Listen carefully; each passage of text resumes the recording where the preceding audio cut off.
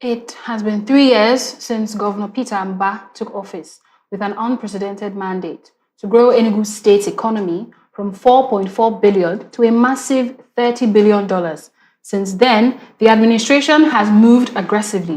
We have seen a surge in foreign direct investment drives, restructured tax regimes, and a clear message sent to the global market that Enugu's commercial hubs are fully operational, vibrant, and ready for scale. But macroeconomy data on a spreadsheet is very different from the daily realities on the streets. While the memorandums of understanding are being signed at the executive level, the critical question remains, is this wealth trickling down to the local artisan, the everyday market vendor, and the young graduate? Today, we're looking past the GDP targets to assess the true human impact of these economic policies. Joining me to unpack Enugu's business climate 3 years into Governor Mbah's administration is the Honorable Commissioner for Trade and Investment, Enugu State, Dr. Sam Ogbu Nwobodo. I am Cherry Ojukwu, and this is the Eastern Business Report. You're welcome to the program, sir. Thank you, Cherry, and happy holidays to everyone. Thank you very much. Okay, so getting straight into it, sir.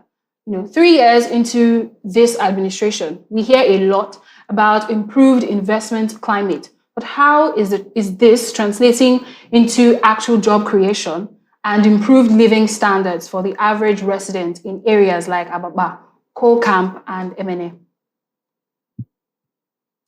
Thank you very much. Let me start by saying that the goal of development has to be organized, has to be structured, and the implementation has to also be structured.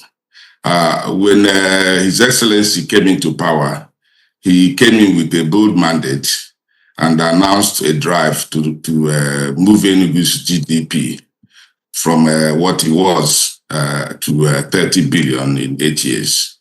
And it wasn't just an empty talk. It was a talk that is well thought out and put in place in a very structured manner. You do that by looking at all the aspects of the economy and even now the aspects of the society that enable economic activities to grow. You look at the bottlenecks, and that's why we pursued a very robust ease of doing business reform initiative. You're looking at the infrastructure development, infrastructure upgrade and expansion. That is also one of the areas that the government had pushed and has been pursuing aggressively.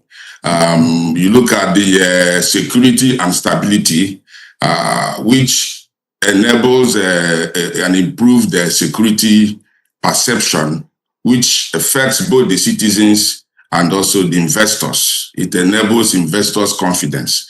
You also have to look at the institutional reforms, such as the digitalization of the governance system of the states. The government introduced the e-governance system and also introduced a digitalized business platform that reduces bureaucratic frictions and tax and improved tax regime.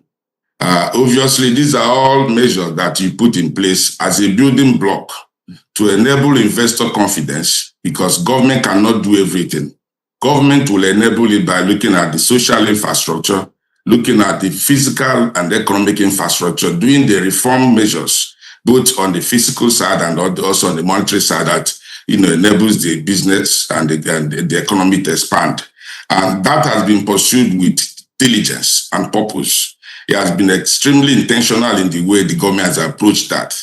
So let me talk to you about the ease of doing business reform measures.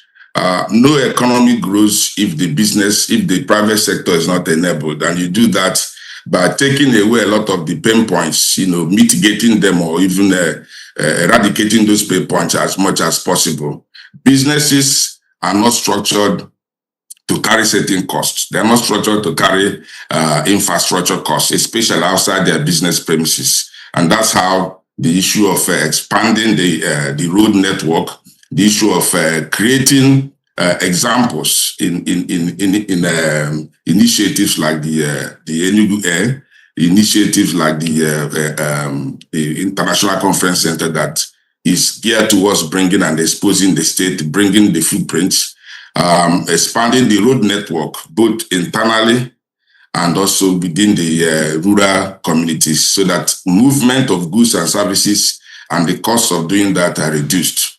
You look at security. We all know what it was before this government came into being, but by aggressive and organized structured approach, the security perception has turned around tremendously. People now go to work, people now stay outside, people now run their businesses without any unusual fear of security or instability. That has been done by improved infrastructure in security, improved security infrastructure. That has also been done by enabling the security agencies to operate and deliver world-class services. You look at also the reforms, like I mentioned, in the e-governance that speeds up the time you do things in the business and government interfaces in Enugu State. That was done through the initial act of this governor. When he came to power, he signed the executive order of these reforms and mandated all the MDAs to publish within 30 days all their SLAs, their service level agreements. What service are you providing? What is the timeline? What are the requirements? What is the cost, if any? And and then that's how you measure yourself. So that was the initial things put in place. And then the next thing was to now supervise it. And that's how the default approval mechanism was also introduced. So the reform obviously has yielded a lot of results. It has yielded result in investment confidence in the state. It makes it also easy for us to promote the state as an investment-friendly destination. And that's why you've seen an upsurge in the investors. It's not just MOUs that we're signing and we're executing those projects. I mentioned the Nortrap tractors, I mentioned the Enugu Air, I mentioned the hair factory, I mentioned even the private ones that you and I, the government has enabled with land, has enabled with offtakes, purchases of their goods. A number of them have turned out to, you look at Presidential, you look at the gas plant, and very soon you look at the aluminum plant that is coming on board. All that are meant to create opportunities where our youth can be employed. But most importantly too, you can't do economic growth without also looking at the social side. And by doing that, if you improve the social if you minimize the vulnerability of the citizens on the social side, you free up resources that they can also use to participate and invest and buy things within the economy and grow it. And that's why an area or two areas that this government has really focused and done very well is on the area of healthcare. By providing modern, world-class, and accessible healthcare within the 260 wards, you free up money for the indigenes to spend on other things. By building world-class smart schools, you also minimize the need for those who may not even ordinarily afford it, minimize the need to use an expensive private school system. That also frees up money for the average Enugu citizen to participate, spend in the economy and improve it. Secondly, you're talking about the areas like Ababa and Emene and all that. You just need to go in there and see the level of infrastructure improvement. Practically every road in Ababa, every road in Emene has been fixed. I mean, it's day and night when you go in there and look at what they've done. You're looking at water, provision of water. Obviously, there are some challenges, but the foundation is laid for Enugu to have water. We've also perhaps not yielding the immediate benefit that you may want to see immediately, but you don't go from zero to something without doing the foundation. And the foundation for electricity, the electric supply in the state has been laid. The law is there. The electricity market is there, regulated by the Electricity Regulatory Commission. The investment are coming in. But again, the gestation period, the turnaround of those things take a little bit of time. So yes, the first things that government needs to do have been done. The implementation is ongoing. The monitoring is ongoing, and I think is going to trickle. It's already trickling to the people. But again, it will also, for something that is sustainable, something that can endure, you must do it the proper way. I would say that on the overall, the impact on the average person in Enugu State has improved tremendously.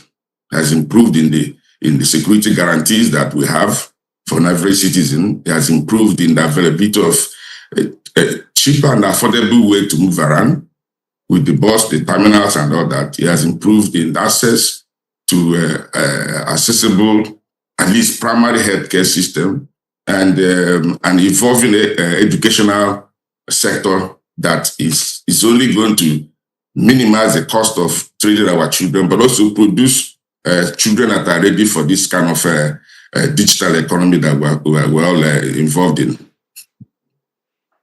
Thank you very much, sir. And that is the much that we can take, because fortunately so, you've been able to answer most of my questions, even without me asking those questions, right? So it's very important that all of us knows that the average Nigerian's life in Enugu State has tremendously improved. And so this show would have to come to an end very, very, very well. So thank you, sir, for joining in.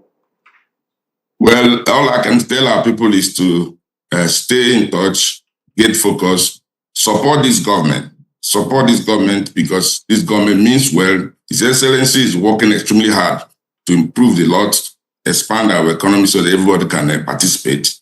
And that's why a lot of investment has been made. There are examples, and that is what is pushing and enabling other investment from the private sector to come in. Government has put its mouth where its money is, or put its money where its mouth is. Government has skin in the game in most of the projects to enable it to take off. So thank you for having me, and I wish we had more time to discuss this, and I look forward to doing this with you another time. Thank you, sir. And that's the much that we can take on the Eastern Business Report. The Afia Business Morning returns tomorrow. Many thanks for staying with us. My name is Cherry Ojupu. Bye for now. Bye.